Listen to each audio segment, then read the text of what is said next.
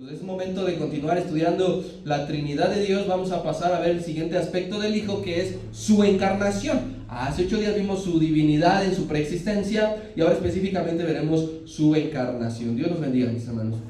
Doctrinas fundamentales de la Biblia. Vamos en la lección número 8.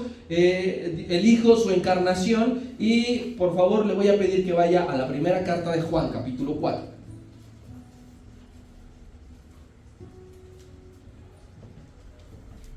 Versículos 1 al 3, perdón. Ese va a ser nuestro tema base para poder estudiar la encarnación del Hijo. ¿Ya está ahí? Primera carta de Juan, capítulo 4. Amén. Amén. Voy a darle lectura, por favor, usted me sigue con su vista. Ahorita quiero que descanse porque realmente traigo algunas citas y quisiera que ahí sí me ayude. Entonces dice así la palabra: Amados, no creáis a todo espíritu, sino probad los espíritus si son de Dios, porque muchos falsos profetas han salido por el mundo. En esto conoced el Espíritu de Dios. Todo espíritu que confiesa que Cristo ha venido en carne es de Dios. Y todo espíritu que no confiesa que Jesucristo ha venido en carne no es de Dios. Y este es el espíritu del anticristo, el cual vosotros habéis oído que viene y que ahora ya está en el mundo. Entonces, en resumen y sencillo, quien cree en la encarnación del Hijo viene de parte de Dios. Quien no cree en la encarnación del Hijo es el espíritu del anticristo. Bien, quiero iniciar, mis hermanos, con la siguiente frase que nos va a mostrar la conclusión a la que se llegó en aquel concilio, en un concilio llamado Calcedonia, que se llevó a cabo en la ciudad de Bitinia, que hoy es Turquía, allá por el año 450-51 después de Cristo. La imagen que le voy a mostrar es el resumen a lo que se llegó, porque en aquella época, hablando del 450 después de Cristo, los verdaderos creyentes bíblicos sostenían una lucha contra la herejía que decía que Jesús solo era hijo humano de María y que el Espíritu de Dios moraba en él, ¿sí? O sea, no creían que Jesús era hijo de Dios, solamente un hijo de una mujer llamada María, y que al venir el Espíritu de Dios sobre él, entonces era Jesucristo. Nosotros en su momento ya estudiamos la historia de la Iglesia de Cristo y allí vimos uno a uno los concilios que se llevaron a cabo. Si está en el canal, todavía está en el canal para que usted pueda repasarlos, pero esta es la conclusión a la que se llegó en ese concilio. Dice así: no hacemos justicia a las sagradas escrituras si no reconocemos que Jesús de Nazaret fue plenamente Dios y hombre. Esa es la respuesta a la herejía de que Jesús solamente era hijo de María. Aquellos cristianos decían: es que no estamos haciendo justicia a esto que dice la palabra, porque la palabra dice otra cosa, que no solamente fue un hombre, sino que fue Dios. Y mucho se habla en el mundo acerca de Cristo como hombre. Mucha gente podría dar una explicación, podría dar una opinión acerca de Jesús, pero nosotros debemos de ser cuidadosos para no caer en algún tipo de confusión, para no irnos con la finta, decir: suena muy bonito, suena muy padre, pero tenemos que escuchar detenidamente para compararlo con la Escritura. Hay un ejemplo actual que está tomando cada vez más fuerza. Es una reciente falsa doctrina que se llama generación pentecostal. No sé si alguna vez usted la ha escuchado. Se están volviendo cada vez un poco más famosos. Y enseña que Jesús al mismo tiempo es el Padre y es el Espíritu Santo. Es decir, que no hay Trinidad. Ellos creen en Jesús, pero dicen que a la par está manifestándose como Padre y como Espíritu Santo. Y su movimiento así lo refleja porque se llaman Solo Jesús. A lo mejor con ese nombre ya lo está un poquito usted relacionando más. Ahí se llama Solo Jesús. Y estos muchachos se dejan ver abiertamente como unitarios y además hacen todo lo posible porque en todos sus recursos así se manifiesten. Yo le traigo, por ejemplo, la descripción de su página de Facebook, de estos de Movimiento Pentecostal Solo Jesús, para que vea cómo se describen ellos mismos, que es la siguiente, por favor. Yo se lo voy a leer, no se preocupe, yo sé que viene muy pequeño. Pero dice así: Generación Pentecostal es su descripción como página. Se ha demostrado por la Biblia que Dios es único y que no hay Trinidad. Y el bautismo para el perdón de los pecados es en el nombre de Jesús. Esta es la única forma de que los pecados del hombre sean perdonados. porque el cheque con el que pagaron su deuda de pecado tiene el nombre de Jesús. Nosotros podríamos decir amén, porque cierta parte tiene razón, pero hay que prestarle atención que dice, no hay Trinidad. Creen en Jesús, pero como único. No creen en la triple personalidad de Dios. E incluso ellos hacen algo. Nosotros entonamos una alabanza que se llama Recibe toda la gloria. Ellos deformaron un poco la parte en la que confiesa el canto, la letra, Jesús, Hijo de Dios. Ellos lo modificaron para no decir eso, porque al automático decir Jesús, Hijo de Dios, quiere decir que ya hay una segunda persona. Entonces ellos lo cantan de la siguiente manera. Nuestra hermana Anita nos lo va a poner.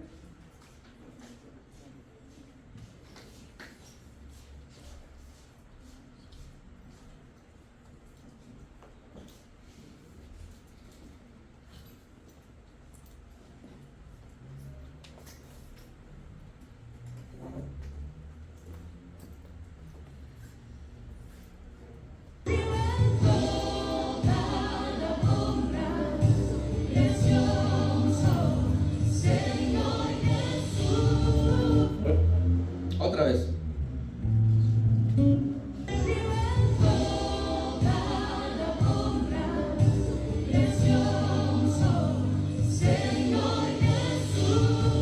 Bueno, gracias. ¿Lo ve? Nosotros cantamos Precioso Hijo de Dios. Ellos cantan Precioso Señor Jesús. Ajá. Entonces, un extremo es aquellos que niegan a Jesucristo y el otro es quienes le dan un peso diferente a lo que realmente la Escritura nos enseña. Bien, los 4 evangelios, mi hermano, van a relatar de forma muy clara, muy detallada y muy contundente la historia de un Dios encarnado.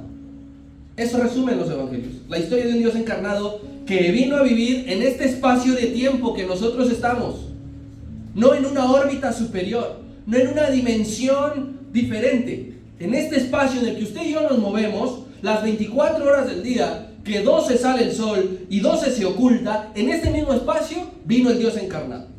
Y todo esto es importantísimo en la fe, porque usted y yo debemos defender la encarnación de Cristo. Debemos defenderla. ¿Y cómo vamos a defenderla si no sabemos acerca de ella? Para considerar la encarnación del Hijo como un hecho real, como algo que sí sucedió, se deben de tomar como base todos los aspectos posibles de lo cual la Biblia habla y se refiere. No le voy a decir yo, es que yo lo conocí, es que mi tatarabuelo me habló acerca de él, es que hubo un vecinito, es que hay un mausoleo en su honor, porque eso a nosotros no nos diría nada. Para tomar como hecho real la encarnación del Hijo, hay que ver todo lo que la Biblia refiere acerca de esto.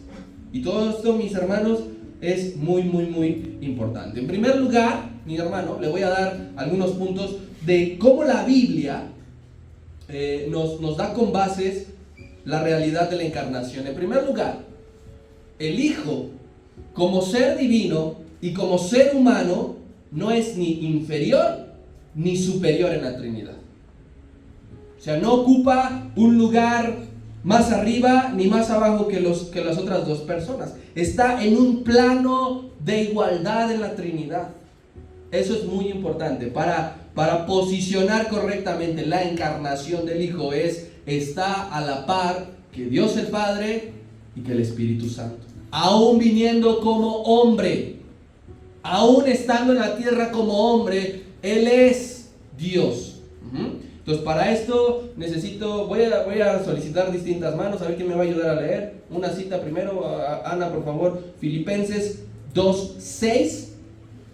Pero hay que prestar atención, sobre todo, a un concepto y a una frase, ¿sí?, que van a reforzar esto que le estoy diciendo: la igualdad de Cristo como hombre con Dios y la Trinidad.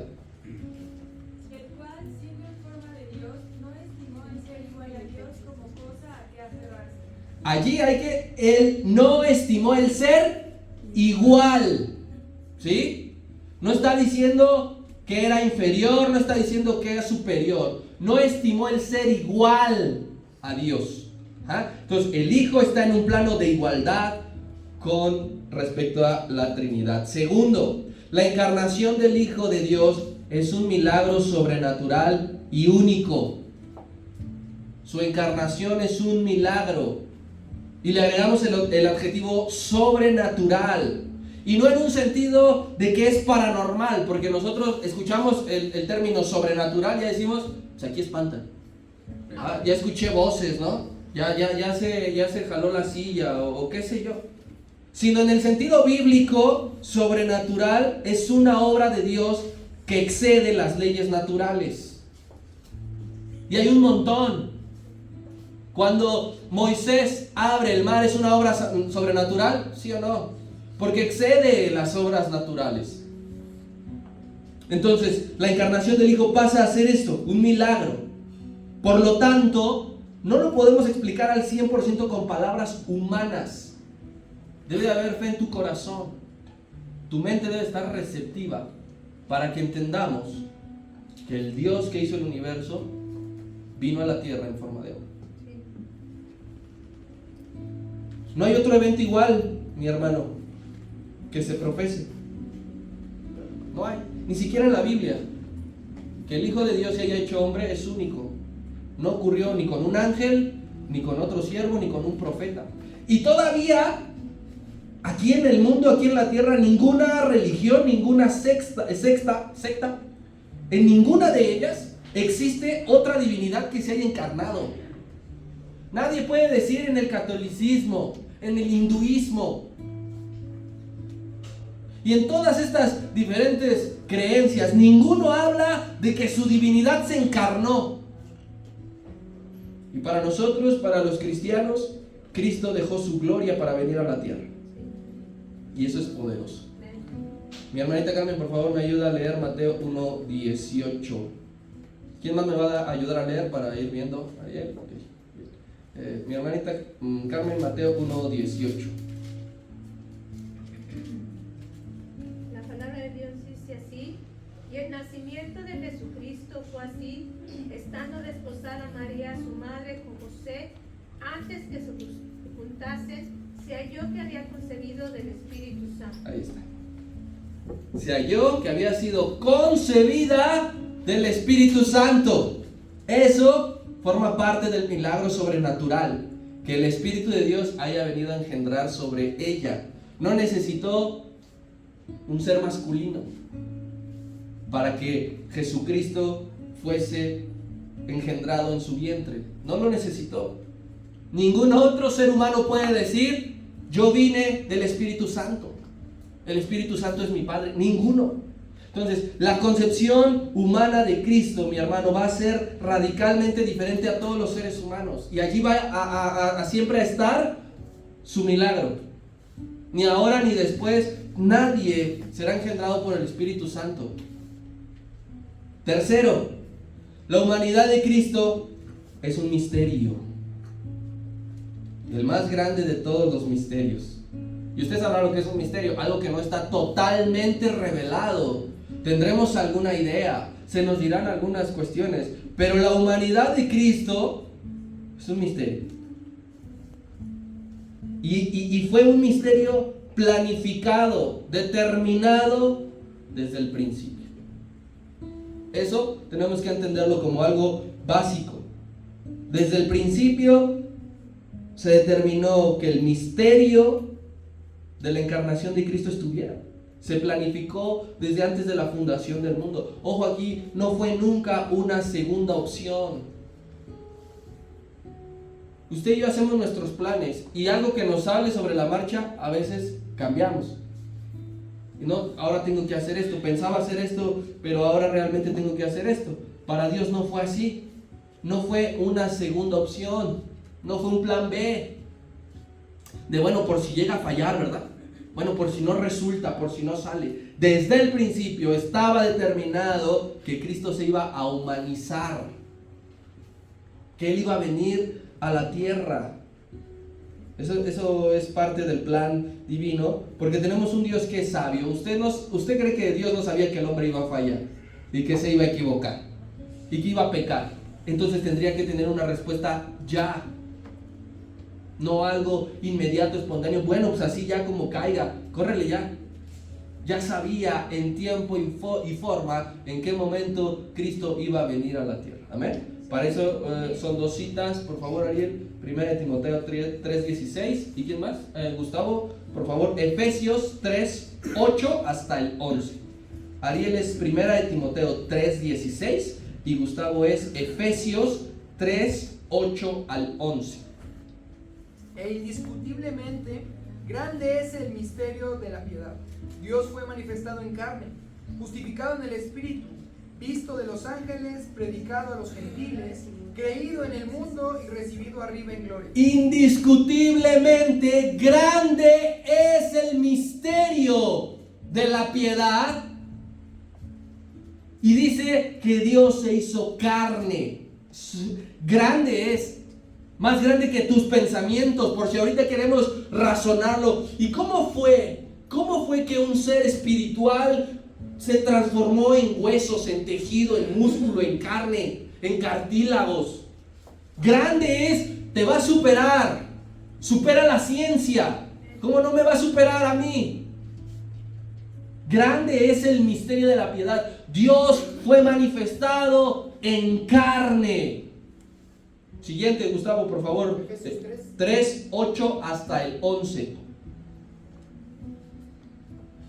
A mí, que soy menos que el más pequeño de todos los santos, me fue dada esta gracia de anunciar entre los gentiles el evangelio de las inescrutables riquezas de Cristo y de aclarar a todos cuál sea la dispensación del misterio escondido desde los siglos en Dios que creó todas las cosas, para que la multiforme sabiduría de Dios sea ahora dada a conocer por medio de la Iglesia a los principados y protestantes de los lugares celestiales, conforme al propósito eterno que hizo en Cristo Jesús, nuestro Señor. ¿Conforme al qué?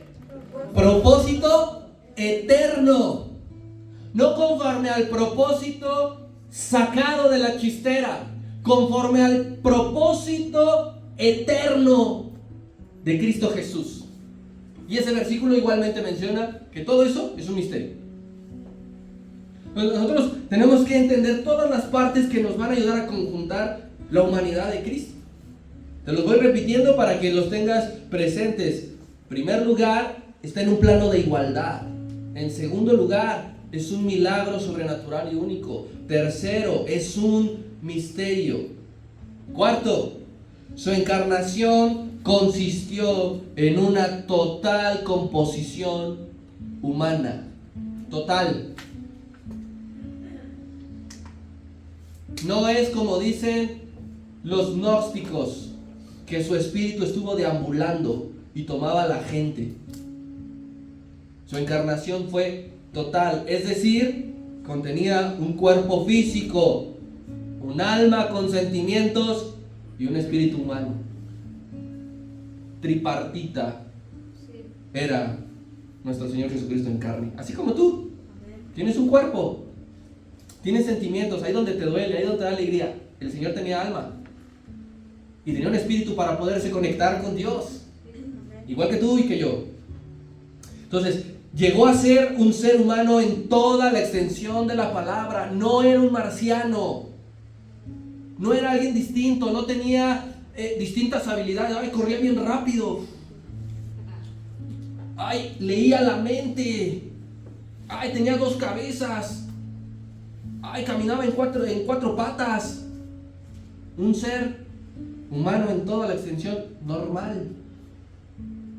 El Señor Jesús vivió el ciclo biológico normal y completo de un ser humano normal y completo.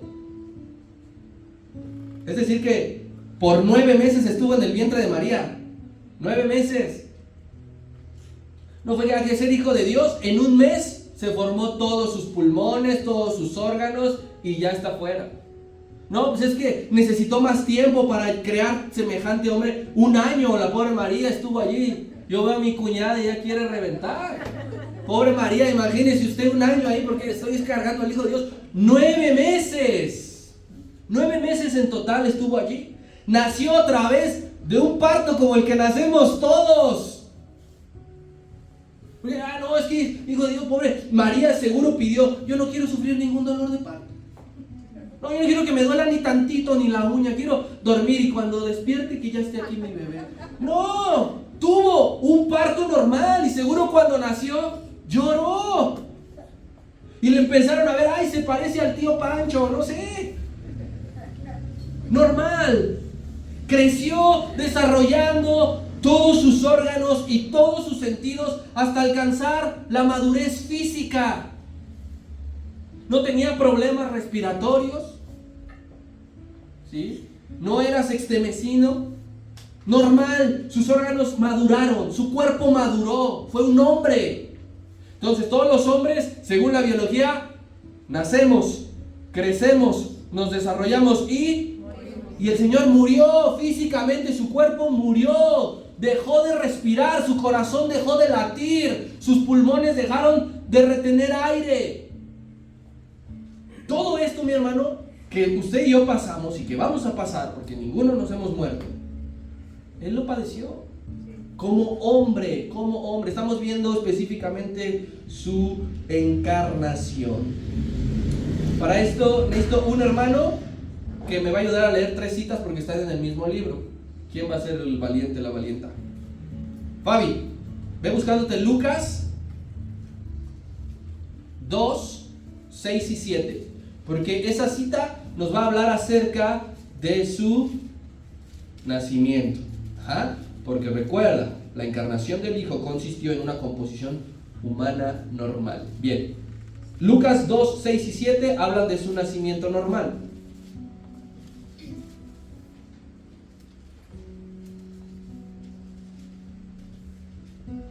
¿Lucas? ¿Sí? ¿Sí existe Lucas, tercer libro del Nuevo Testamento? Sí, pero dos. Sí, 2, 6 y 7. Dice la palabra de Dios. Y aconteció estando ellos allí, se cumplieron los días de su alumbramiento, y dio a luz a su hijo primogénito, y lo envolvió en pañales y lo acostó en un pesebre, porque no había lugar para ellos en el mesón. Ve buscando por favor de ese de capítulo 2, el 40. Pero dice claramente, cumpliéndose los días de su alumbramiento. Lo pusieron en pañales como a usted y como a mí. Ahora, su crecimiento. Dice la palabra de Dios. Y el niño crecía y se fortalecía y se llenaba de sabiduría y la gracia de Dios era sobre él. Ahora buscando el 23, 46. Dice que crecía y se fortalecía. Habla físicamente. Físicamente pasó, cumplió años. Veía María y José cómo ya caminaba, cómo hablaba, cómo tomaba agua, cómo pedía de comer, cómo iba a estudiar, cómo corría, cómo jugaba. Todo eso habla de que crecía y se fortalecía. Más aparte, Dios estaba con él. Y el último ciclo biológico, que es la muerte, dice así. Entonces Jesús, clamando a gran voz, dijo: Padre, en tus manos encomiendo mi espíritu. Y habiendo dicho esto, expiró. Expiró, ¿qué quiere decir? Murió. Cumpliéndose los días de su alumbramiento, nació. Crecía y se fortalecía. Y habiendo entregado el espíritu, murió. Normal. Lo que nos va a pasar a nosotros. Usted y yo, cumpliéndose los días del alumbramiento, a lo mejor y por ciertas circunstancias, pues nació 7 meses, 8 meses, 9 meses, pero gracias a Dios usted es una persona normal. Creció, se desarrolló, aprendió a hacer un montón de cosas y todavía, pero vamos a morir. Y aquí entre su desarrollo y su crecimiento físico hay un aspecto importante del que nos habla también la Biblia, que su principal atractivo no era belleza física. Belleza física, cara, cuerpo. Yo sé que si a usted le pregunto uno a uno, me va a decir su aspecto físico ideal. No, pues alto. No, pues piel blanca. No, pues ojos de color. No, pues cabello chino. No, o sea, todo lo contrario a mí, ¿vale? ¿Por qué? Porque las personas tenemos una idealización física. Yo quiero decirle No sabemos cuánto midió, no sabemos cómo era su cabello, no sabemos nada. Lo único que la Biblia dice, no era guapo, ¿vale? Para que no piensen, ¡ay, el Señor Jesús! No, yo ya quiero estar con Él porque le quiero ver. La gente votó por Peña Nieto por eso, y el muchacho nos llevó al despeñadero. En estos tiempos la inteligencia artificial ha intentado reconstruir el rostro. Lo pone de tez moreno claro, siempre con barba. No tenemos ni idea. ¿Por qué confundir a la gente? Mejor lo que nos dice la palabra. Y la palabra nos dice otra cosa, que su hermosura radicaba en su espiritualidad y en su inteligencia. ¿Sí? Nosotros, usted y yo, llegamos a una madurez mental y decimos, no, pues qué me importa que si no esté guapo, con que esté maduro del coco, con que sepa lo que quiere. Si usted pregúntele a las jovencitas de 12, 15 años, va a decir, ay, que esté así como One Direction, ¿no? O en los tiempos de mis hermanos, que los Bastrix Boys, o que esté así. No, pero llega un punto en el que tú valoras que la hermosura y la belleza es en la mente y es en las palabras, cómo se expresa, qué aspira. Aquí necesito dos hermanos, Eunice y Pamela. Eunice, Isaías 53:2 y Pamela, Marcos 1:21 y 22. Isaías 53:2 y Marcos 1:21 y 22. Sí. Subí la cual renuevo delante de él, y como raíz de tierra seca, no hay parecer en él, ni hermosura. Le veremos, mas inatractivo para que le deseemos. No hay hermosura, decía el profeta Isaías, La gente le va a ver, pero sin atractivo, para que no deseen estar con el hombre más guapo del mundo. Eso es muy importante, ¿sí? Yo no te estoy diciendo cómo era, no estoy escribiendo su rostro, nariz respingada, barba cerrada, de candado, pero dice que no era de hermosura física. Y en Marcos 1:21 y 22. Y entraron en Capernaum, y los días de reposo, entrando en la sinagoga, enseñaba, y se admiraban de su doctrina, porque les enseñaba como quien tiene autoridad y no como los escribas. Se admiraban de su belleza espiritual y de su belleza de palabra. Allí estaba la belleza del Dios encarnado. Quinto, la encarnación del Hijo era una necesidad. Preguntémonos, ¿por qué dejar la gloria por el sufrimiento? Humanamente, ¿por qué dejar la gloria por el sufrimiento? ¿Alguien dejaría un penthouse en Quinta Avenida de Nueva York por venirse a vivir a Iztapalapa, al frente 8, edificio I, sección 1, departamento 201? Nadie en su sano juicio, ¿sí? Nadie. ¿Por qué entonces dejar la gloria por el sufrimiento? No es que Cristo o que Dios estuviese aburrido en el cielo. No es que necesitara un cambio de aires. No es que estuviese cerrando ciclos. Es que era necesario darle solución definitiva a un problema llamado pecado. Era necesario. ¿Cuántos profetas pasaron? ¿Cuántos jueces pasaron? ¿Cuántos reyes pasaron? ¿Cuántos líderes pasaron? Y ninguno solucionó el problema del pecado. Entonces había una necesidad, y era que el Hijo de Dios viniera a la tierra y solucionara el pecado. Era necesario porque había que revelar de la manera correcta a Dios. Nadie lo había hecho. Nadie había explicado, porque nadie le conocía. Yo y el Padre somos uno. Y entonces vino. Y era necesario que viniera porque tenía que dejar un modelo de vida humana ideal. Tenía que dejar un ejemplo de obediencia total. ¿En quién nos basaríamos usted y yo si no fuese en Cristo para ser? No, yo quiero ser como este hombre, yo quiero ser como este personaje, yo quiero ser como este autor, como este deportista. Todos esos hombres fallan. Todos los hombres tenemos limitaciones, defectos, errores. Había que venir a mostrar cómo un hombre puede agradar a Dios. Cómo un hombre puede respetar la sociedad, cómo un hombre puede respetar a sus padres, cómo un hombre puede respetar a Dios. Y eso es lo que nosotros vemos en el Señor Jesucristo.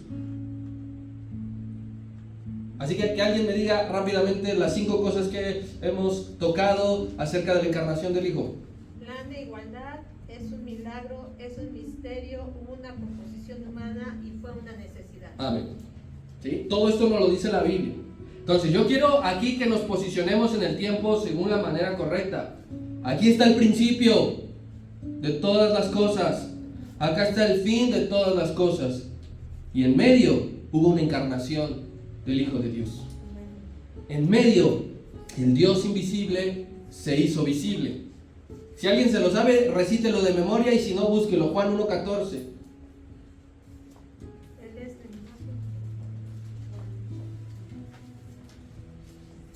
Y aquel verbo fue hecho carne y habitó entre nosotros, y vimos su gloria, gloria como la del unigénito del Padre, lleno de gracia y de verdad. Operaba la eternidad desde antes de eso, y aún no llega el fin de todas las cosas. Pero en este medio, el Verbo se hizo carne y habitó entre nosotros, lleno de gracia y lleno de verdad. Amén. Es muy importante aclarar, mi hermano, que mientras estuvo en la tierra como hombre, su divinidad no se vio afectada. Eso tenemos que tenerlo bien claro. No perdió su autoridad, no perdió su gloria, no perdió su poder. Él retuvo todos sus atributos, porque hay una respuesta para eso. Él seguía siendo Dios. Él no dejó su divinidad en el cielo, vino a la tierra, y entonces sucedía que portaba toda esa gloria. Pero aquí hay algo muy importante, mi hermano. Como hombre jamás abusó de sus recursos divinos. Eso es diferente. ¿Podía hacerlo? Sí podía hacerlo, porque era Dios. Pero no lo hizo, porque eso sería abusar de su poder y caer en una ilegalidad. Jamás buscó saciar sus necesidades teniendo el poder de hacerlo. Ejemplo básico: cuando terminaron los 40 días en el desierto, tuvo hambre. Y el diablo fue y le dijo: convierte estas piedras en pan. ¿Podía hacerlo o no podía hacerlo? Sí podía hacerlo. ¿Lo hizo o no lo hizo? No lo hizo. Retuvo sus atributos, pero no siempre los aplicaba. Cuando estaba ya a unas horas de ir a la cruz, golpeado, lastimado, humillado, delante de todos, ¿puedo yo orar a mi Padre y que me envíe legiones de ángeles? ¿Podía hacerlo? Sí. Si lo hacía el Padre, se lo enviaba, Sí. pero no lo hizo. Entonces él seguía siendo Dios, retenía sus atributos, pero no los ocupaba. Entonces nosotros podemos resumir la humanización del Hijo como que el Creador entró a su creación. El Creador de todo lo que existe, de todo lo que hay, se metió de lleno a su creación. Y habrá 7 pruebas bíblicas con actos reales donde vamos a ver que Él manifiesta su deidad siendo hombre. Y quiero aclarar eso. 7 actos bíblicos reales donde Él va a mostrar su deidad, pero siendo hombre. ¿De acuerdo? Bien. Aquí va el primero,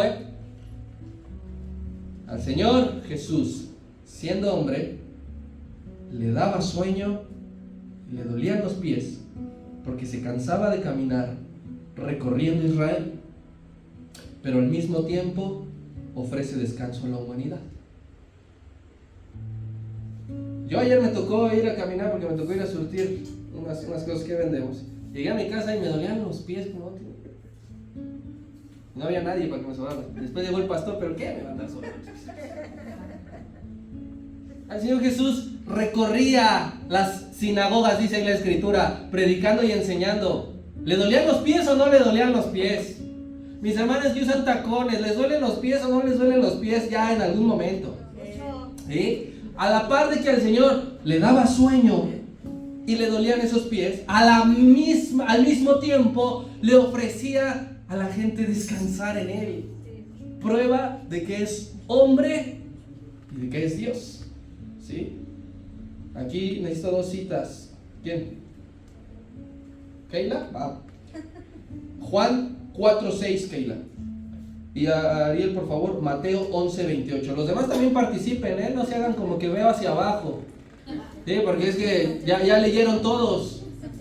Y aquí van a hacer varias citas. Juan 4:6. ¿Ya lo tiene Keilita? A ver, dilo fuerte. Y estaba allí el pozo de Jacob. Entonces Jesús, cansado del camino, se sentó así justo al pozo. Era como la hora sexta. Gracias.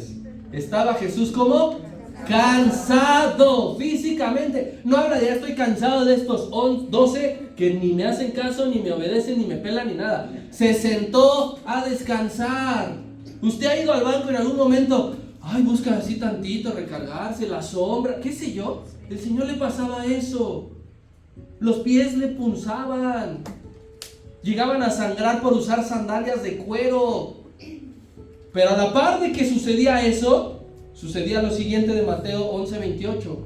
Venid a mí todos los que estéis trabajados y cargados, y yo os haré descansar. Y yo los haré descansar. Vengan a mí. El hombre que se cansaba físicamente nos da descanso. Nos ofrece descanso a tu alma. No te está diciendo que se te va a quitar el dolor de pies. Para eso tienes que dormir. Para eso tienes que usar calzado cómodo. Pero la angustia de tu alma, Él te hace descansar. Número 2. Al Señor le daba hambre de ayunar y de ministrar.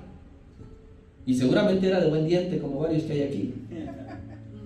Pero a la par de que le daba hambre por ayunar y por ministrar, decía que Él es el pan de vida que sacia nuestras vidas. Hombre, ¿alguien tiene hambre aquí? A ver, levanta su mano. ¿Quién honestamente tiene hambre? ¿Sí? Varios.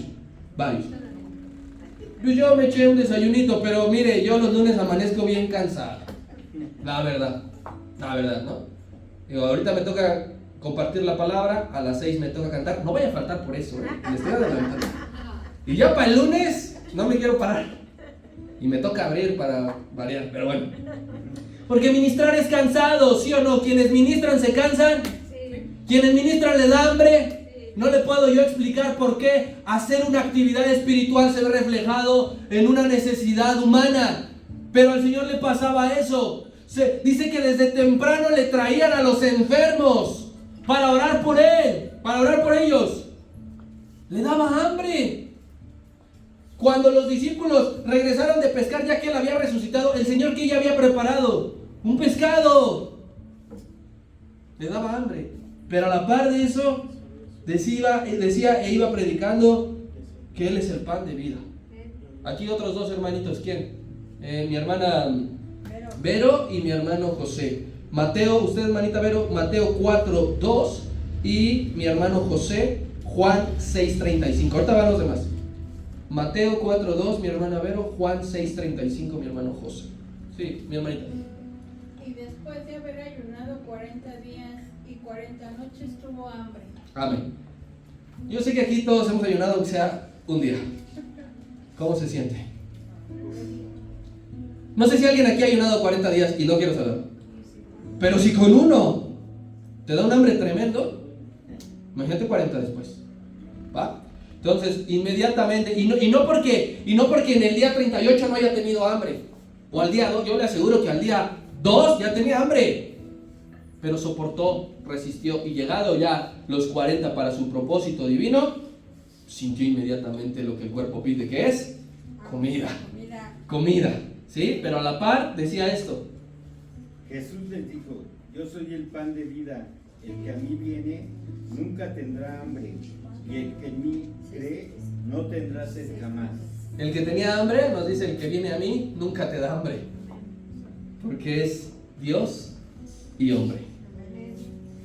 Tercera prueba. Al Señor le daba sed. ¿Por qué? Porque vivía en una zona árida, vivía en el desierto. Beber agua es algo normal. Aunque esté templado como ahora, bebemos agua. Nos da sed, la necesitamos. Ahora imagínense si viviésemos en Durango, en Sonora, en Chihuahua, donde es seco por completo, seco, hay viento solano. Este hombre vivía en el desierto de Israel, del Medio Oriente, entonces automáticamente le daba sed. Pero a la par de que estaba sediento, él ofrecía saciar la sed interna del ser humano. Él podría tener la lengua seca porque se te reseca si no bebes agua, pero a la par le decía a la gente que de su interior podrían correr ríos de agua viva. Mi hermano David, por favor, usted me ayuda a buscar Juan 19:28 y Fabi Juan 7:37. Mi hermano David, Juan 19:28 y mi hermana Fabi, Juan 7:37.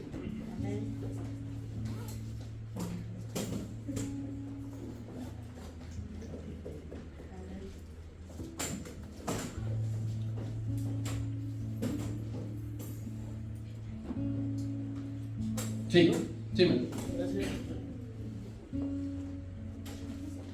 Después de esto, sabiendo que Jesús, que ya todo estaba consumado, dijo, para que la escritura se cumplase, tengo sed. ¿Qué dijo? Tengo sed. Tengo sed. Rézame. Sigue. Tengo sed. Había pasado todo un proceso judicial injusto en la noche y no crea que le llevaron su agüita de limón. Lo tenían atado de pies y manos. No le ofrecieron nada. Y a las 3 de la tarde, que ya estaba por entregar el espíritu, yo creo que no hacía un calor moderado, ¿verdad? Y dijo, tengo sed. Hasta el día de su muerte manifestó una necesidad humana. Pero a la par de que él sentía sed todos los días, decía esto. En el último y gran día de la fiesta, Jesús se puso en pie y alzó la voz diciendo, si alguno tiene sed, venga a mí y beba. Si alguno tiene sed, y no de esta porque yo no traigo ni coca, ni del buen vino. Si alguno tiene sed, venga a mí y yo le daré de beber. A la par de que es hombre, es Dios. Cuarto, era tentado constantemente en diversas áreas. Pero a la par de que era tentado en diferentes áreas de su vida, a la par enseñaba y prevenía a la gente del poder del enemigo. Y no nada más enseñaba y prevenía, sino que los fortalecía en esa lucha. Como el hombre que está siendo tentado, recibiendo los mayores ataques posibles, a la par viene y nos dice, Dios está contigo. Porque es hombre y Dios. Para allí, mi hermana Elizabeth, por favor, Mateo 4:7 y Keila otra vez, Juan 8:11. La cita que nos va a leer mi hermana Elizabeth nos refleja cómo el hombre, Dios encarnado, era tentado. Y la cita que nos va a leer Keila nos va a decir cómo ese mismo hombre que era tentado enseñaba, prevenía y fortalecía a la gente acerca de la tentación. ¿Sí, hermano? Jesús le dijo, escrito está también, no tentarás al Señor tu Dios. Le dijo al diablo, no vengas a tentarme, no vengas a tentarme. Y a la par de que era un hombre tentado, decía esto. Ella dijo, ninguno se me venga, dijo Jesús. Ni yo condeno, vete y no peques. A la par de que a él lo tentaban, él decía, vete, pero no peques más. No lo hagas otra vez. No lo repitas. No está bien. Aprende de esto. A Dios no le agrada. Porque humanamente tenía que sufrir hambre, tenía que sufrir sed, tenía que sufrir cansancio, tenía que sufrir tentación. Si no, no iba a ser un hombre normal como usted y como yo. Pero como era Dios, sacia el hambre, da descanso, sacia la sed y te libra de la tentación. Quinto, padecía agonía. El Dios encarnado padecía agonía.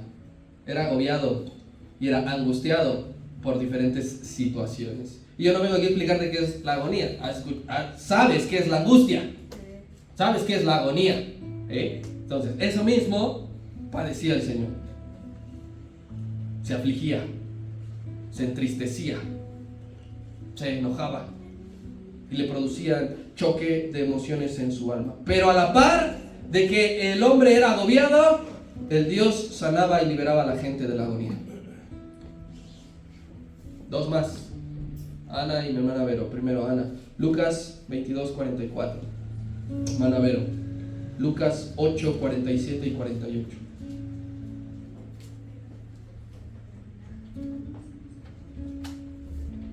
Y estando en agonía, oraba más intensamente, y era su sudor como grandes gotas de sangre y caían hasta la tierra. ¿Estando en qué? En agonía. No pasándosela divertido, no sonriendo, estando en agonía, oraba más intensamente. Entonces ese hombre que era altamente agobiado, también sucedía esto. En Lucas 8:47.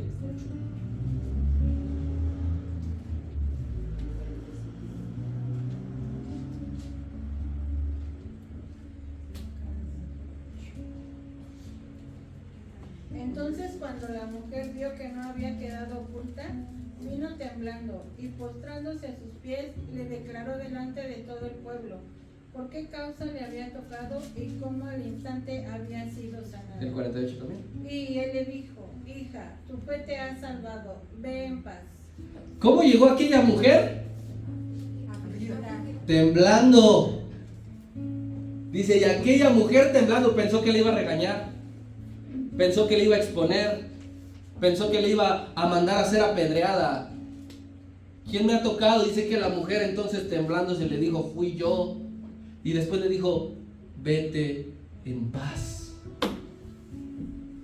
La libró de su aflicción del alma, de no saber qué iba a pasar con ella. Y el hombre que era afligido desaflige a la gente.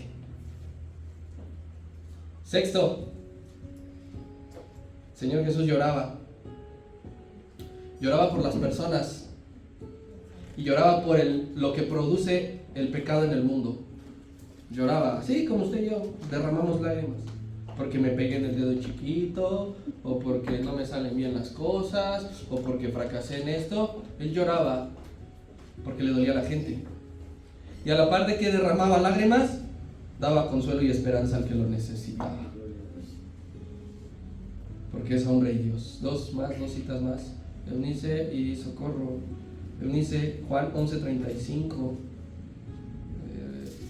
y Juan 11:25 y 26. Lloraba por las personas, lloraba por los efectos del pecado. Dice así. Jesús lloró. Simple. Y lloró físicamente. No eran lágrimas de cocodrilo. No era para chantajear a la gente. Lloraba de dolor. De dolor. Pero a la par de que este hombre lloraba, decía eso. Le dijo Jesús: yo soy la resurrección y la vida. El que cree en mí, aunque esté muerto, vivirá. Y todo aquel que vive y cree en mí, no morirá eternamente. ¿Crees esto? Consuela y le da esperanza a la gente. Es que, Señor, las cosas no están saliendo como yo pensaba, como yo quería, como yo lo había soñado. Y Él nos dice, tranquilo, porque si crees en mí, aunque mueras, vivirás eternamente. Y eso es lo que trae consuelo a nuestra vida. Eso es lo que nos abraza. Mira, aquí podrás tener carencias de un montón de cosas, pero debes de saber que Dios te consuela todos los días en su palabra a través de este versículo. Aunque estés muerto, vivirás con Dios, donde ya no habrá ninguna necesidad de otra cosa. Amén. Amén. Y última, para que ya mis hermanos se vayan preparando. A la edad de 33 años, el Dios encarnado murió injusta y violentamente. Injusta y violentamente. Hay muchos malos hombres que mueren violentamente, pero porque son malos. A los ladrones cuando los agarran, ¿cómo los linchan? A los violadores, ¿qué les hacen? Pero en sentido humano, lo merecían. Al Señor Jesús, siendo hombre, lo violentaron sin merecerlo. Si alguna vez a ti tu mamá te agarró cuerazos en la espalda, podrás más o menos saber qué se siente que te den cierto tipo de latigazos. A él le arrancaron la piel injustamente. Pero a la par de que ese hombre moría, de que sufría un paro cardiorrespiratorio, a la par ofrece vida abundante y eterna. Porque mientras estaba en la cruz, sofocándose, vaciándose de su sangre, a la par daba vida, y el diablo ni siquiera lo imaginaba. Dos citas más. ¿Quién? Mi hermana Elizabeth. Lucas 23:46, y también de allí se pasa al 23:43. 23:46 y 23:43 de Lucas.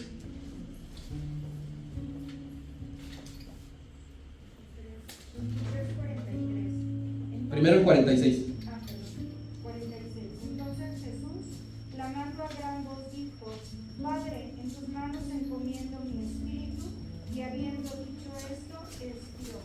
Primero, clamando a gran voz, entregó el espíritu diciendo: Padre, he terminado. Pero mientras estaba en ese momento, también decía lo de Lucas 23:43. Entonces Jesús le dijo: de cierto te digo que hoy estarás conmigo en el paraíso. Estarás conmigo en la eternidad por haber creído, por haber confiado en el último instante que tenías de vida. Y eso es algo, los efectos de su humanidad. Nosotros ya no los vemos, mis hermanos. Ya no vemos a Jesús cansado, ya no vemos a Jesús con sueño, porque dice que dormía en la barca y lo despertaron. Señor, perecemos. Ya no lo vemos afligido, agobiado. Ya no lo vemos llorando, pero sí lo vemos dando consuelo. Sí lo vemos dando vida eterna. Sí lo vemos saciando nuestra hambre y nuestra sed de justicia. Sí lo vemos sanando, liberando nuestra alma. Muchas personas quieren ser salvas y estar en el cielo, pero sin reconocer la obra encarnada de Dios. Y eso es imposible, hermano. Si tú quieres estar en el cielo, si tú quieres estar con Dios, cree en la obra encarnada, que Él ya murió por ti, que Él ya se entregó. Nosotros, mis hermanos, debemos de ser de la generación que no desvaloriza la encarnación del Hijo. Debemos de ser de la generación que no menosprecia la encarnación del Hijo. Debemos de ser la generación que no olvida que Dios se hizo hombre. Y usted y yo tenemos hoy más que nunca la misión de creer y de profesar en la doctrina de la encarnación del Hijo. ¿Quién está de acuerdo conmigo? Dale un aplauso al Señor.